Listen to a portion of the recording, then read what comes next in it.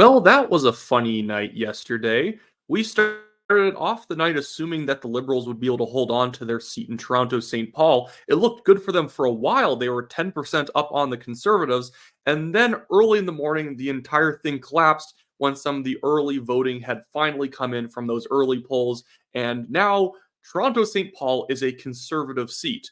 And I want to break down some of the details of this a little bit further because I think the detail makes it so much worse than it already is. Like, this is already embarrassing for Prime Minister Justin Trudeau, and he should resign because of it. If you look at the map of Toronto, this is what the map currently is in terms of where the seats are. That's where Toronto St. Paul is. So right now, it is a blue seat in a sea of red, plus a couple of independents, but they were elected as Liberals. This is a stronghold Liberal seat.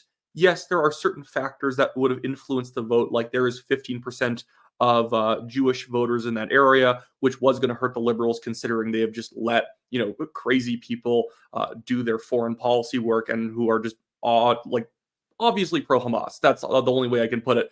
But so yeah, there are some factors. Yes, the incumbent was out, and having a long-time incumbent step down and then trying to replace them with a staffer doesn't really look very good. It doesn't inspire voters to come out just for the person who was Chrystia Freeland's former staffer.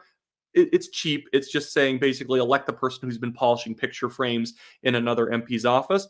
But it still balances out because the Conservatives ran a guy who's frankly a lobbyist and consultant from Jenny Burns and Associates, who's the top advisor to Pierre Poilievre. Jenny Byrne is. So you could argue that they were equivalent candidates. One was a staffer, one was a consultant. Neither of them were going to be firecracker personalities. So the entire race in Toronto St. Paul effectively turned into a referendum on Prime Minister Justin Trudeau. Do you like Trudeau and do you like his personality? And are you willing to entrust the seat to Pierre Poilievre and the Conservatives team?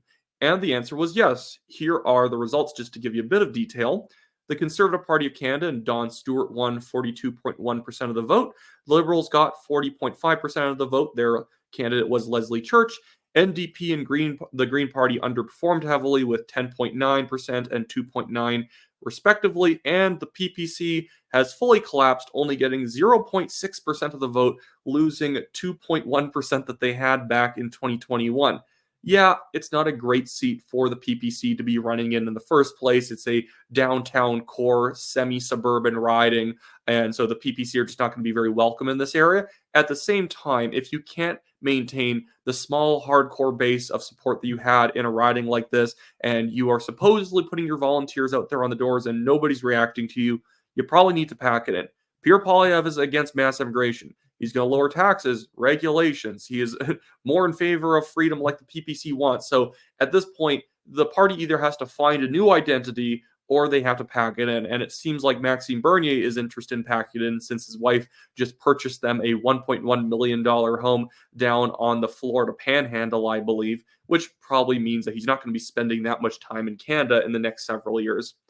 But I also want to just quickly talk about the reaction that there has been to this by-election result, because no doubt Prime Minister Justin Trudeau should be doing some soul searching and deciding if he wants to step down or not. Yes, he still might be the stronger leader to lead the Liberals into the next election cycle, but him stepping down would at least maybe give the Liberals the chance to win in 4 years. I want them to do the dumbest thing possible because I don't want the Liberals coming back anytime soon. I know the Liberals don't watch this show and they'll never take my advice. So if you're in the comments saying, Wyatt, stop giving the Liberals advice, don't worry. If I give them good advice, they'll make sure to do the opposite. But I just like the analysis of how politics works, so I talk about it this way. So, but there was a question that was then asked to Chrystia Freeland this morning after it was clear that the Conservatives had won, asking her if there's any chance that the Prime Minister would be stepping down. Thank you for Kat Canada for clipping this video. Make sure you go follow her on Twitter. It's at catcanda_TM. She's done a good job clipping this stuff. As much as it's easy to clip things, it's also very tedious. So I'm always happy when people like Kat, I think her name's like Katrina or whatever, when they actually go out there and make sure to do the work that I am unwilling to do, because I would go stir crazy having to slowly, meticulously clip all these things out of CPAC streams. But here's Chrystia Freeland reacting to a journalist asking her about whether or not Justin Trudeau is going to go the way of the dodo. The Globe and Mail. Deputy Prime Minister, can the Prime Minister still stay on to lead the Liberal Party into the next election, given that you just lost one of the safest seats in the entire country last night? Yes, he certainly can. Can you explain why? Because everybody we're hearing from behind the scenes believes that the result last night means catastrophic losses across the country. If you cannot win in Toronto under Justin Trudeau, why should anybody believe you can win anywhere else under him? Our government is focused on working hard for Canada and Canadians and on delivering results for Canada and Canadians. That is what the Prime Minister is focused on. That is what we are all focused on. The Prime Minister is committed to leading us into the next election, and he has our support. Just a pathetic way of responding to this. And when I say pathetic, I don't want her to come out and say, the Conservatives are far better than us, and Justin Trudeau sucks. Obviously, she's not going to come out and say, go subscribe to Wyatt Claypool's YouTube channel, The National Telegraph. He's a great guy. Christian Freeland's not going to come out and say everything I'd want her to say. But you think that she would put on a bit of a tone of contrition and say, yes, we've heard voters loud and clear, and we're going to make sure to react to what people are wanting us to do. People have pivoting priorities, and we will pivot alongside those priorities. That would be a good way of responding to it without saying that, yeah, Justin Trudeau sucks and he's probably move on. But the Liberals, to a certain extent, have been running this playbook for 8 straight years. And you don't run a playbook like this for so long and then decide, actually, we're going to be more principled now. It's just not how people actually work.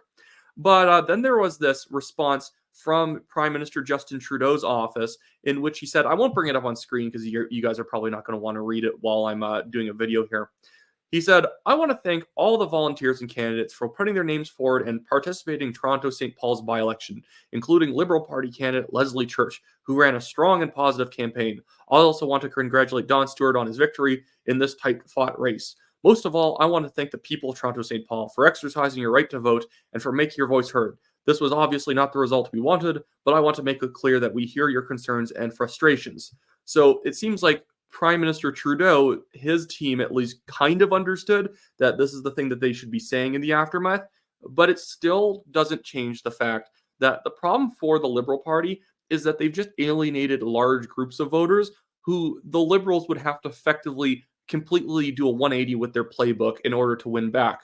They've lost a lot of minority community support. I heard from someone texting me a few days before the election that the Muslim community, the Indian community, many sub-communities in those groups were just specifically, even though they acknowledge that they're usually default Liberal voters, that they were specifically either not showing up or showing up to vote Conservative to punish the Liberals for having failed so badly on the economy and on other issue fronts. So this really demonstrates that Toronto could be completely opened up and that every single riding is pretty much in play outside of the really deep downtown ridings where it's always been either an NDP or Liberal seat, although this means that some of these seats could go NDP. Although I also will caution that we shouldn't overread this result, just as we shouldn't have overread that when there was, frankly, nomination shenanigans in Oxford in the Conservative nomination where they kicked out Garrett Van Doren and then they slotted in Arpan Khanna effectively, that the Conservatives only won Oxford by like 4%, even though they used to win that riding by like 21%, that was not going to be representative of how the Conservatives were going to do elsewhere, because we saw when Aaron O'Toole stepped down in Durham and then Jamil Jivani became the candidate out there, because Jamil is a very strong Conservative candidate, he actually expanded the Conservative vote despite it being previously the leader seat. So good quality candidates go a long way. And even in this riding, I think the Conservatives could have even picked someone a little bit more charismatic, a little bit more fiery. If you pick consultant candidates, you're almost having to rely on the Liberals also picking a candidate who's doesn't have a big profile, a little bit more, guarded in how they talk, not being kind of mavericks on policy. So I think this really demonstrates that the current temperature of the country is that people are not going to show up for Justin Trudeau in the same way that in the United Kingdom, people aren't showing up for Rishi Sunak. Just because you're the government in power doesn't mean that you have a power base. It just means that you simply had a power base back in 2021. The Liberals' demographics of people who support them is so muddled and confusing, it's even hard for them to even target groups that they know are vote rich. the Liberals' votes are not only smaller these days, they're very spread out so that they can't target that area of town or that specific group to get votes out. It's almost that, like, because Justin Trudeau has been such a bad prime minister, people are more independent minded and not willing to be kind of corralled into voting one direction or another because that's how my group votes. That, frankly, was kind of the stereotype of GTA Jewish community voters. It's default liberals. People have more progressive social sensibilities, a little bit more moderate on fiscal issues, and so they were going to default vote liberal.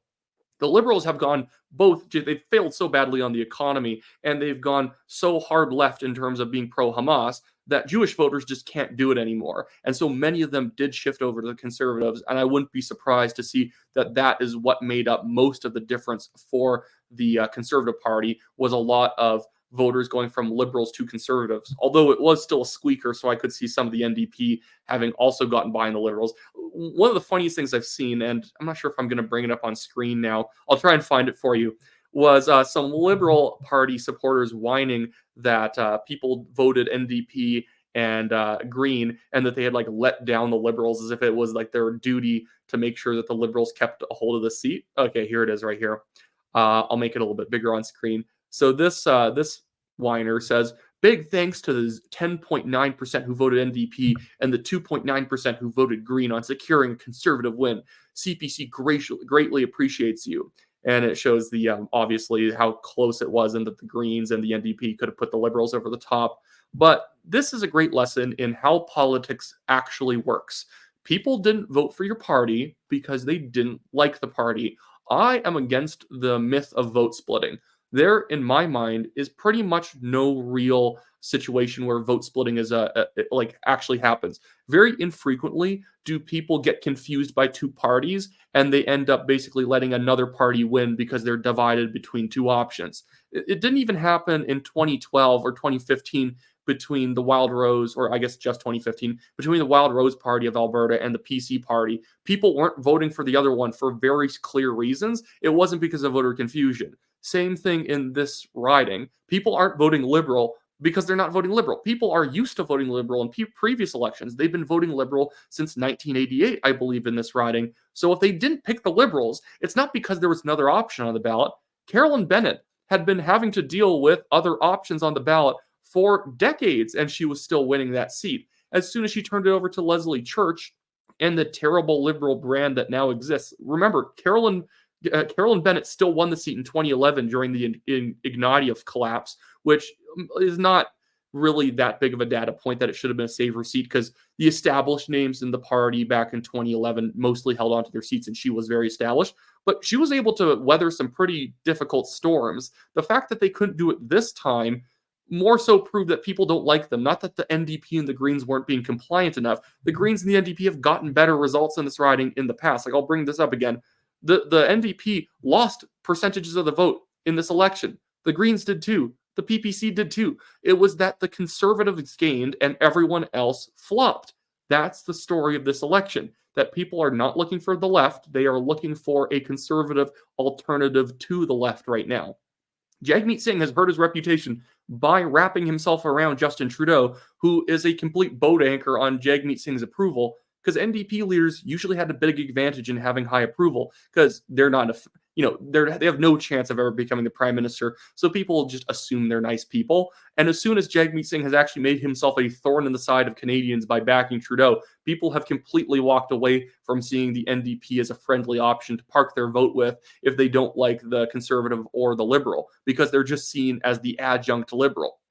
But anyways, that should be it for me today, guys. If you want to sign up on my sort of newsletter, I guess, political organizing list, you can go to my website, wyattclaypool.com. If there's any interesting races going on in your area, I can let specific people on my list know about those. And then you can also donate to my legal fund in the description below. It is the Give, Send, Go list, Give, Send, Go link. So if you want to donate anything to that, it helps us reduce the burden of costs from the legal cases we have people frivolously filing against us. We've survived one, and now we still have one going on with this billionaire developer.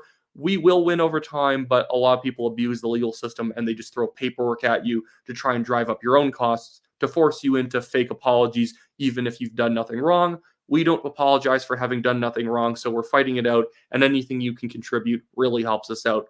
Have a good one, everyone. I'll be back with another video later.